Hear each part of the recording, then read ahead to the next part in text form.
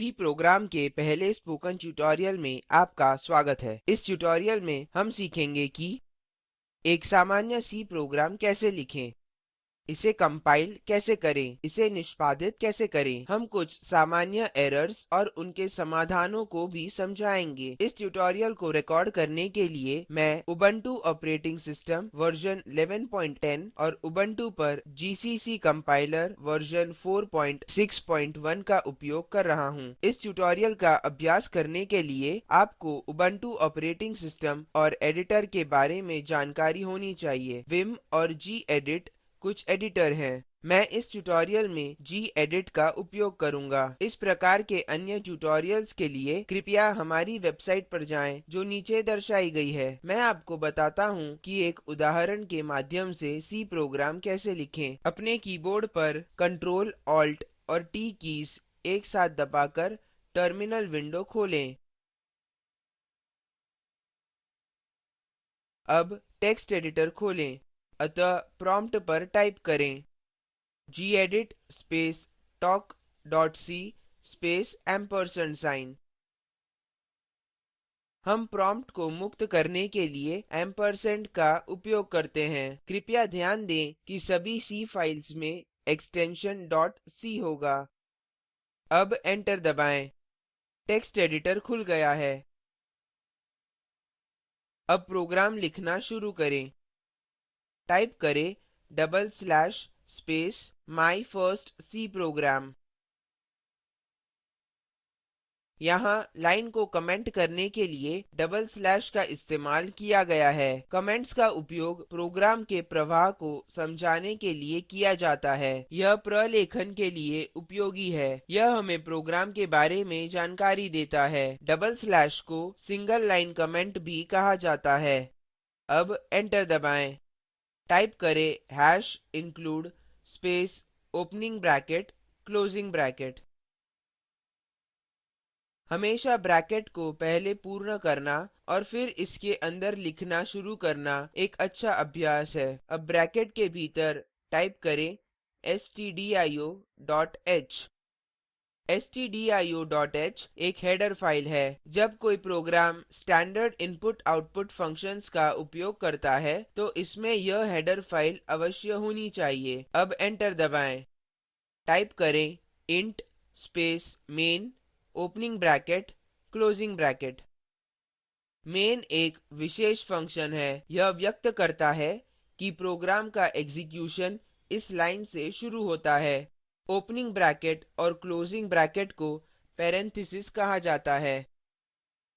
Main के बाद parenthesis उपयोगकर्ता को यह बताता है कि मेन एक फंक्शन है। यहाँ int main फंक्शन कोई आर्ग्युमेंट्स नहीं लेता। यह टाइप इंटीजर की वैल्यू देता है। हम अन्य ट्यूटोरियल में डेटा टाइप्स के बारे में सीखेंगे। अब मेन फंक्शन के बारे में अधिक जानने के लिए स्लाइड पर जाते हैं। अगली स्लाइड पर जाएं। प्रत्येक प्रोग्राम में एक मेन फंक्शन होना चाहिए। एक से अधिक मेन फंक्शन नहीं होने चाहिए, अन्यथा कंपाइलर प्रोग्राम की शुरुआत का पता नहीं लगा पाएगा। पैरेंथेसिस की खाली जोड़ी यह प्रदर्शित करती है कि मेन में कोई आर्ग्युमेंट्स नहीं है। आर्ग्युमेंट्स की अवधारणा पर आने वाले ट्यूटोरियल्स में विस्तार से चर्चा करेंगे। अब अपने प्रोग्राम पर वापस जाएं। एंटर दबाएं।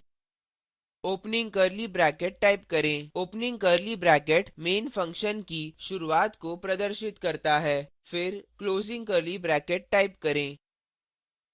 Closing curly bracket main function की समाप्ति को प्रदर्शित करता है। अब ब्रैकेट्स के अंदर एंटर 2 बार दबाएं। कर्सर को एक लाइन ऊपर ले जाएं। इंडेंटेशन कोड को पढ़ने के लिए आसान बनाता है। यह शीघ्रता से एरर्स का पता लगाने में भी मदद करता है। अतः यहाँ 3 स्पेस दें और टाइप करें printf opening bracket closing bracket. printf output को टर्मिनल पर प्रिंट करने के लिए एक स्टैंडर्ड सी फंक्शन है। यहाँ ब्रैकेट्स के अंदर डबल उद्धरण चिन्ह के अंतर्गत printf स्टेटमेंट में डबल कोट्स के भीतर कुछ भी टर्मिनल पर प्रिंट हो जाएगा। टाइप करें talk to a teacher \n।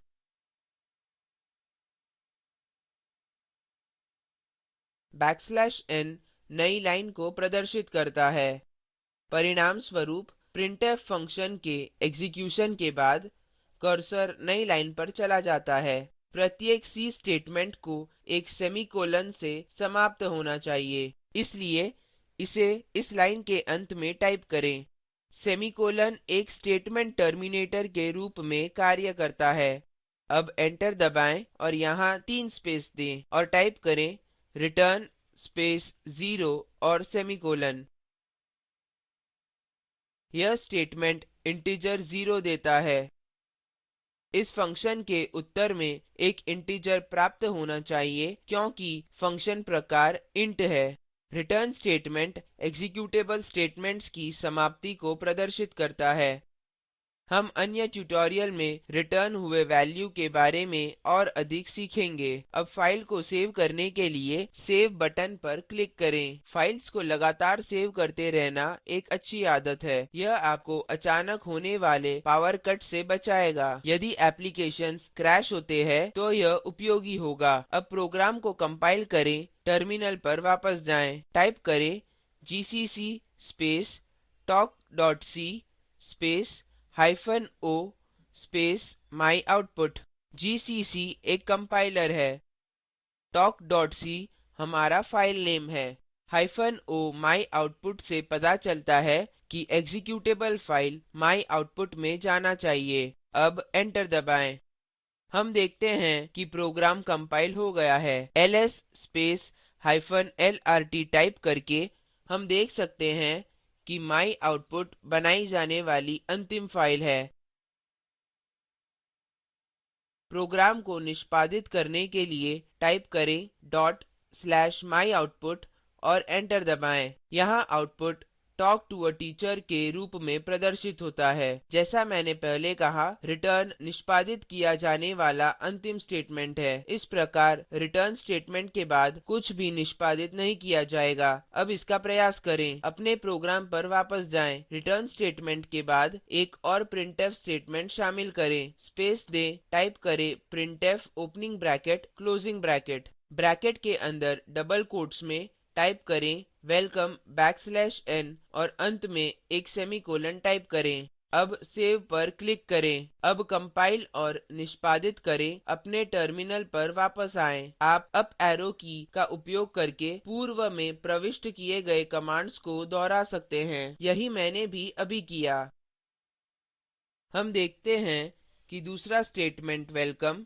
निष्पादित नहीं होता है अब अपने प्रोग्राम पर वापस आएं रिटर्न स्टेटमेंट के ऊपर वेलकम स्टेटमेंट लिखें सेव पर क्लिक करें कंपाइल और निष्पादित करें हम देखते हैं कि दूसरा printf स्टेटमेंट वेलकम भी निष्पादित किया गया है अब उन सामान्य एरर्स को देखते हैं जो हमारे समक्ष आ सकती हैं अपने प्रोग्राम पर वापस आएं मान लें यहाँ मैं stdio.h में डॉट भूल जाता हूँ सेव पर क्लिक करें कंपाइल और निष्पादित करें हम देखते हैं कि हमारी talk.c फाइल में लाइन संख्या 2 में एक फेटल एरर है कंपाइलर stdioh नाम वाली हेडर फाइल का पता नहीं लगा सकता इसलिए यह एक एरर प्रदर्शित कर रहा है नो सच फाइल और डायरेक्टरी और कंपाइलेशन समाप्त हो जाता है अब एरर को फिक्स करें प्रोग्राम पर वापस आएं डॉट को पुनः प्रविष्ट करें और सेव पर क्लिक करें कंपाइल और निष्पादित करें हाँ यह कार्य कर रहा है मैं आपको एक अन्य सामान्य एरर दिखाऊंगा प्रोग्राम पर वापस जाएं अब मान लें यहाँ मैं लाइन के अंत में सेमीकोलन को भूल जाता हूँ सेव पर क्लिक करें कंपाइल और निष्पादित करें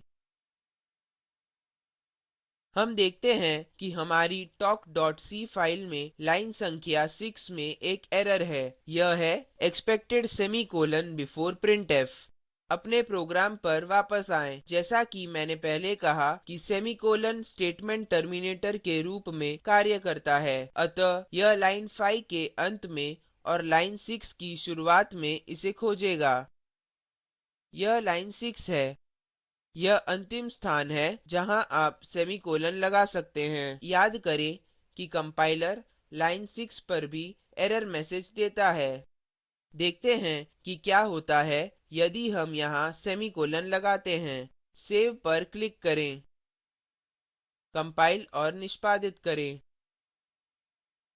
हाँ यह कार्य कर रहा है अब अपने प्रोग्राम पर वापस आएं यहाँ इस लाइन के अंत में सेमीकोलन टाइप करें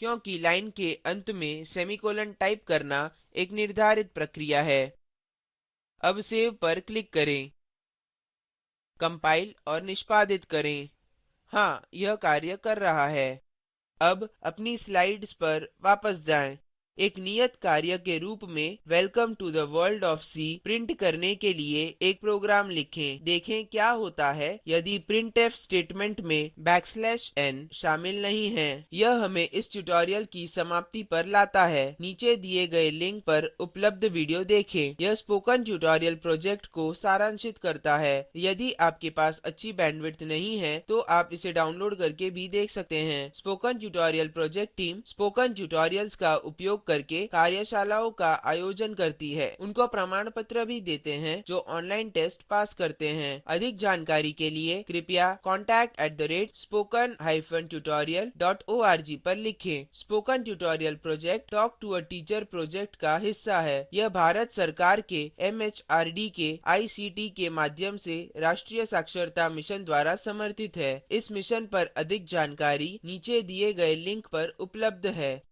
हमसे जुड़ने के लिए धन्यवाद